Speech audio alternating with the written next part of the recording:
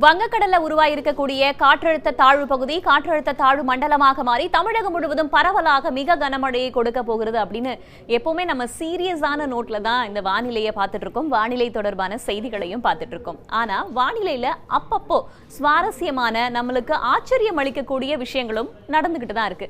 ஆனா அதையும் நம்ம பதிவு செய்யணும் அப்படின்றதோடைய அடிப்படையில தான் இந்த காணொலியில நம்ம ஒரு விஷயத்த பார்க்க போறோம்.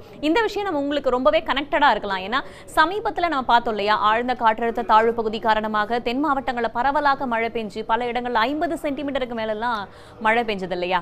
அந்த காற்றழுத்த தாழ்வு பகுதியை பத்தின ஒரு சுவாரஸ்யமான தகவலை தான் பார்க்க போறோம். இது சீரியஸான நோட்ல கிடையாது, சின்ன ஒரு சுவாரஸ்யமான விஷயத்த உங்ககிட்ட பகிர்ந்துக்கலாம் அப்படின்ற நோக்கத்துல தான் இந்த ஒரு காணொலி. அந்த விஷயம் என்ன அப்படின்றத இப்ப நம்ம பார்க்கலாம். இது வெதர் வித் வேதா.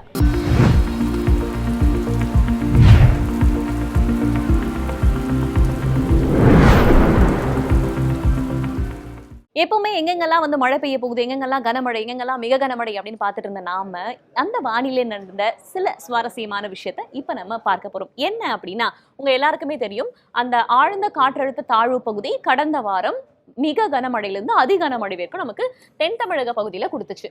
இந்த காற்றழுத்த தாழ்வு பகுதி எங்க உருவாச்சு அப்படின்றதுக்கு பதிலாக நம்ம ஒரு விஷயத்த புரிஞ்சுக்கலாம். இது தமிழக பகுதி, இது வங்கக்கடல், இது அரபிக்கடல். நமக்கு இந்த இடத்துல இருந்துதான் அந்த காற்றழுத்த தாழ்வு பகுதி ஆழ்ந்த காற்றழுத்த தாழ்வு பகுதியாக மாறி நமக்கு தென் தமிழகம் முழுவதும் பரவலாக கனமழையை கொடுத்து வலுவிழந்து காற்றழுத்த தாழ்வு பகுதியாக வலுவிழந்து நமக்கு அரபிக்கடலுக்கு போச்சு.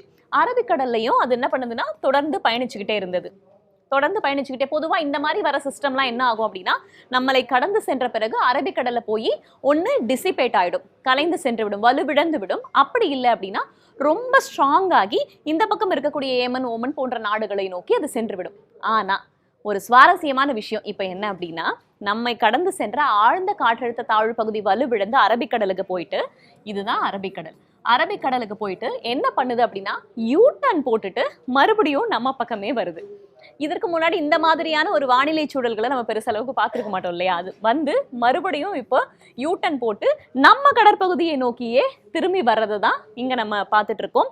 அடுத்த 48 மணி நேரத்தில் இங்கே வரப்போகுது, அடுத்த 72 மணி நேரத்தில் இங்கே வரப்போகுது, அடுத்த 96 மணி நேரத்தில் இங்கே வரப்போகுது, அடுத்த 120 மணி நேரத்தில் இங்கே வரப்போகுது. அதாவது என்ன பண்ணுது அப்படின்னா, ஒரு சிஸ்டம் இங்கேருந்து நமக்கு வந்து நமக்கு மழையை கொடுத்துட்டு இவ்வளோ தூரம் வந்துட்டு மறுபடியும் யூட்டன் போட்டு நம்ம கடற்பகுதியை நோக்கியே வந்துகிட்டு இருக்கு. இந்த மாதிரியான ஒரு சிஸ்டம் தான் இந்த ஒரு விஷயத்தை நம்ம பார்க்குறோம்.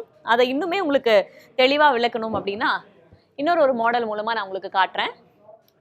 ஸோ நான் ஏற்கனவே சொன்ன மாதிரி இங்கிருந்து உருவாகி நமக்கு தமிழக கடற்பகுதிக்கு மழையை கொடுத்துட்டு இந்த லோ இருக்கு இல்லைங்களா, லோ ப்ரெஷர் ஏரியா அப்படின்னு சொல்லுவாங்க, அதுதான் வந்து காற்றழுத்த தாழ்வு பகுதி.